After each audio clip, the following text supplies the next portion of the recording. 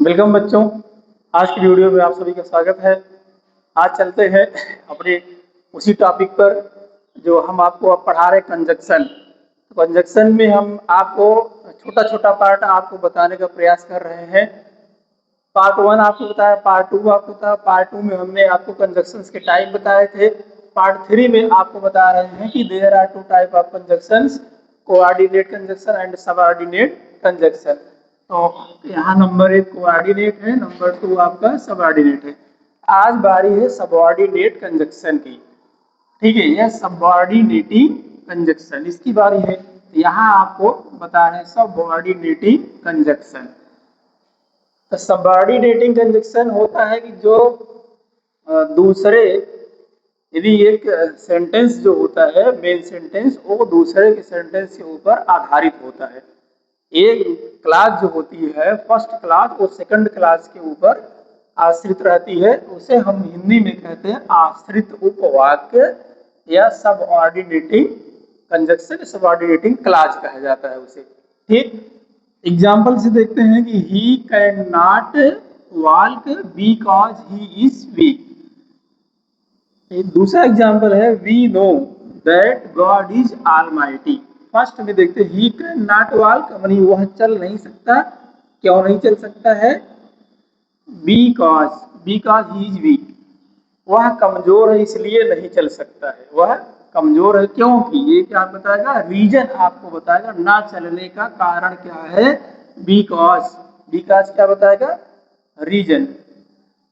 दूसरा है कि we know that God is almighty, हम जानते हैं कि ईश्वर सर्वशक्तिमान है। ठीक, यहाँ दैट। अब हम आपको बता रहे हैं सबऑर्डिनेट नीटिंग क्लास में दो क्लासें हैं। एक आपकी जो है प्रिंसिपल क्लास है और एक जो है आपकी सबऑर्डिनेट क्लास रहेगी। ठीक, यहाँ पर जो है प्रिंसिपल क्लास और सबऑर्डिनेट क्लास, यहाँ आपको दिख रहा है प्रिंसिपल क्लास और दूसरी है सबऑर्डिनेटिंग या सबऑर्डिनेट क्लास। ठीक, ये हो गया। अब दोनों सेंटेंस यदि देखते हैं यहाँ पर, इसके नीचे प्रिंसिपल क्लास कौन सी है? He can not walk. ये जो है ही कैन नॉट वॉक, ये प्रिंसिपल क्लास है। और यहाँ पर जो है CAUSE, because he is weak, ये आपकी सबऑर्डिनेट क्लास है। प्रिंसिपल क्लास मतलब मुख्य उपवाक हो गया, सबऑर्डिनेट क्लास मतलब आश्रित उपवाक। ठीक है, ये जो है इसके ऊपर डिपेंड है, या इसे हम डिपेंडेंट क्लास भी कह सकते हैं। दूसरा सेंटेंस देखते हैं, यहाँ we know, KNOW, we know, और यहाँ that God is almighty, almighty, ये हो गया। अब प्रिंसिपल क्लास ये हो गई, सबऑर्डिनेट क्लास। दोनों हमने एग्जांपल यहाँ पर आपको बताया, एग्जांपल में दोनों चीजों को देख रहे हैं, अलग अलग समझा दिए है ना कि प्रिंसिपल क्लास ये जो है he can not weak, sorry walk, ये प्रिंसिपल क्लास है, और बिकॉज ही इज वीक ये सबऑर्डिनेट क्लास है। तो प्रिंसिपल मतलब ये जो है आपकी मेन है, और सबऑर्डिनेट मतलब इसके ऊपर जो है वो आधारित है। अब चलते हैं सबऑर्डिनेट कंजक्शन निम्न बातों को दर्शाता है। निम्न बातों को दर्शाता है किसको? टाइम को दर्शाएगा। ठीक, टाइम मतलब ये होगा व्हेन। व्हेन से हमें क्या ज्ञात होता है? टाइम। व्हेन से समय ज्ञात होता है। और प्लेस को दर्शाता है, प्लेस, जिसे हम वेयर से ज्ञात करते हैं। कॉज को दर्शाता है, कॉज मीन्स कारण, जिसे हम because, BECAUSE, be cause.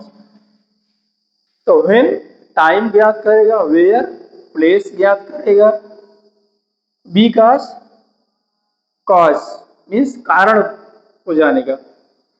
अब यहाँ है पर्पस। पर्पज मीन्स क्या होता है, उद्देश्य आपको जानना है, पर्पज। ये है दैट, यहाँ पर दैट या सो ये ज्ञात होगा। दैट या सो और भी चीजें इसमें जगह कम है, इससे पर्पज ज्ञात होता है। अब है आपका कंपैरिजन। कंपैरिजन में एज और फिर एज, यानी कि एज विल एज, एज और एज के बीच में कंपैरिजन वर्ड रहता है। कॉन्ट्रास्ट, कॉन्ट्रास्ट मतलब वही जो आपका विरोध बताता है, उसमें आल दो है, दो है ना, जैसे यहाँ आल दो, आल दो से यद्यपि, ये कंट्रास्ट को बताता है। रिजल्ट, रिजल्ट मीन्स परिणाम, जो आपको बताता है सो, सो ये क्या है आपका परिणाम बताता है। सो परिणाम। और कंडीशन, कंडीशन मीन्स जहां आपको शर्त बतानी होती है, इसमें इफ और अनलेस का यूज किया जाता है।